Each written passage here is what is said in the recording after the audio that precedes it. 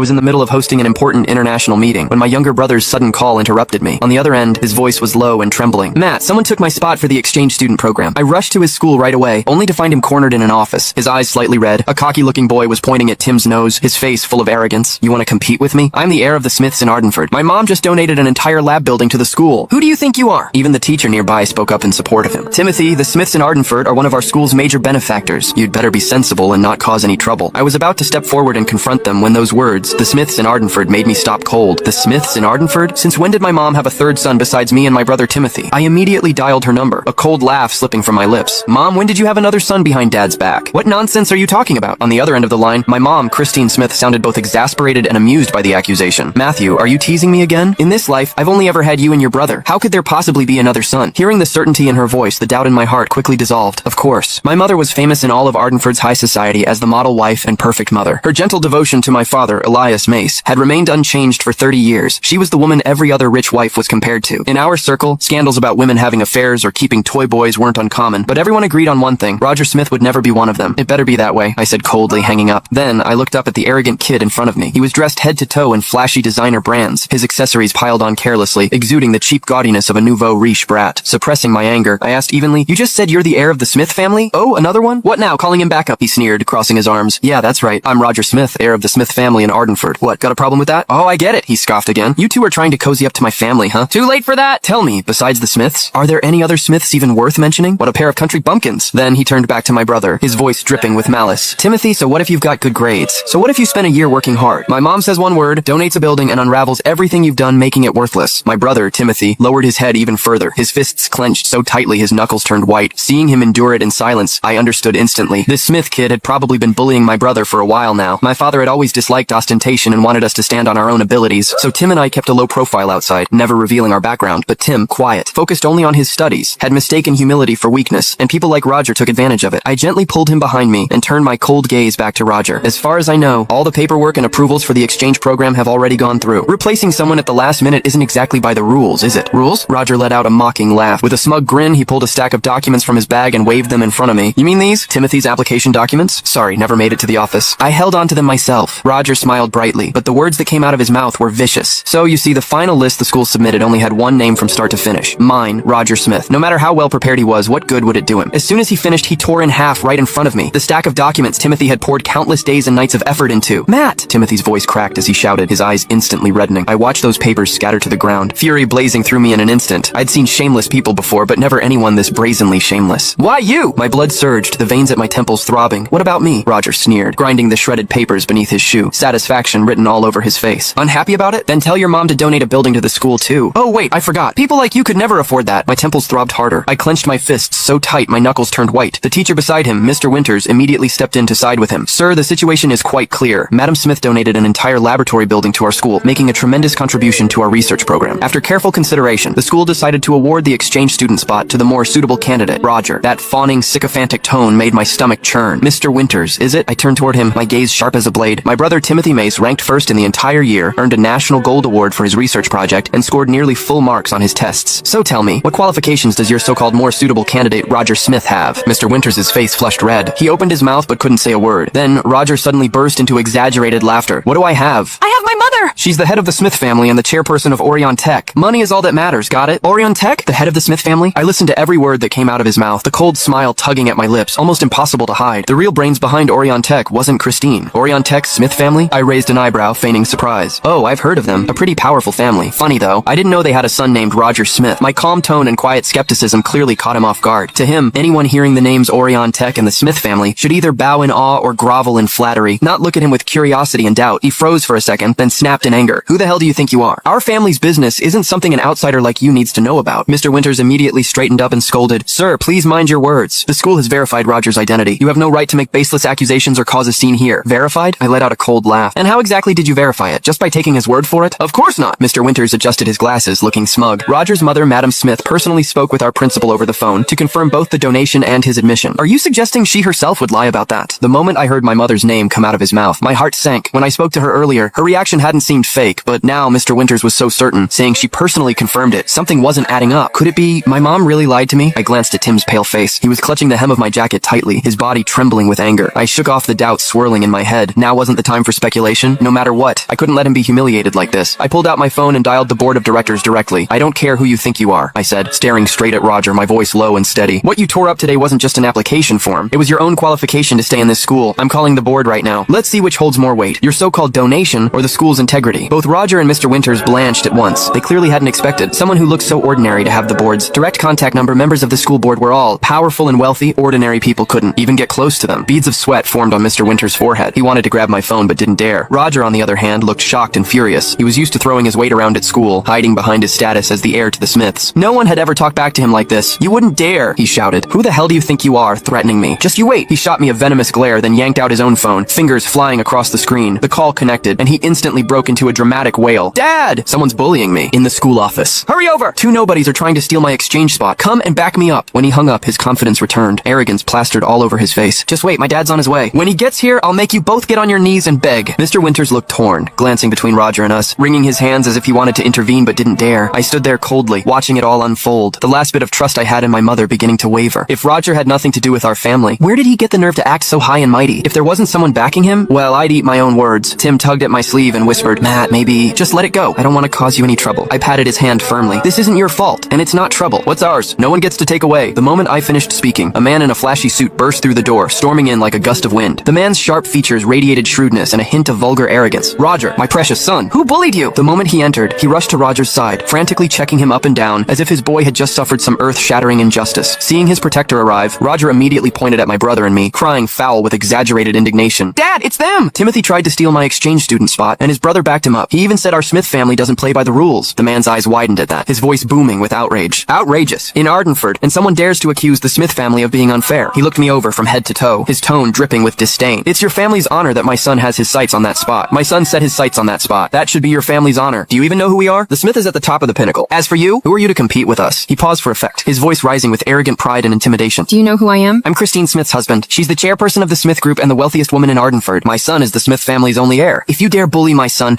you're going up against the entire Smith Group. You better know your place. I thought, the husband of the richest woman in Ardenford? I stared at the unfamiliar face before me, the confusion in my chest deepening. I had never seen this man before. My father, Elias Mace, was a former soldier, upright, steady, and disciplined. He despised pretentious displays and would never speak in such a crude, pompous tone. Could it be my mom really had a lover outside? The thought sent a chill down my spine. The man jabbed a finger at my brother, barking at Mr. Winters like he owned the place. I'll make this clear right now. The exchange student spot belongs to my son Roger. Anyone who disagrees is challenging the entire Smith family. He turned to us and ordered, you two, apologize to me and my son immediately. Roger clung to his father's arm, his face gleaming with malicious delight. Dad, an apology isn't enough. They were acting all high and mighty earlier. They should beg and apologize. The man patted his son's shoulder approvingly. Roger's right. Beg and apologize. Otherwise, you'll never see the end of this today. In your dreams. Timothy's whole body trembled with fury. He was quiet by nature, but beneath that calm exterior burned a stubborn streak that refused to bow. Oh? Still got some backbone, huh? Roger snapped, enraged. He whipped out his phone and made another call. Mom, come to the school now. Dad and I are being bullied so badly. If you don't come, your husband and son will be stepped on. The call ended, and his face lit up with smug confidence, certain of his victory. About 10 minutes later, the office door slammed open. When we saw who walked in, both my brother and I froze in shock.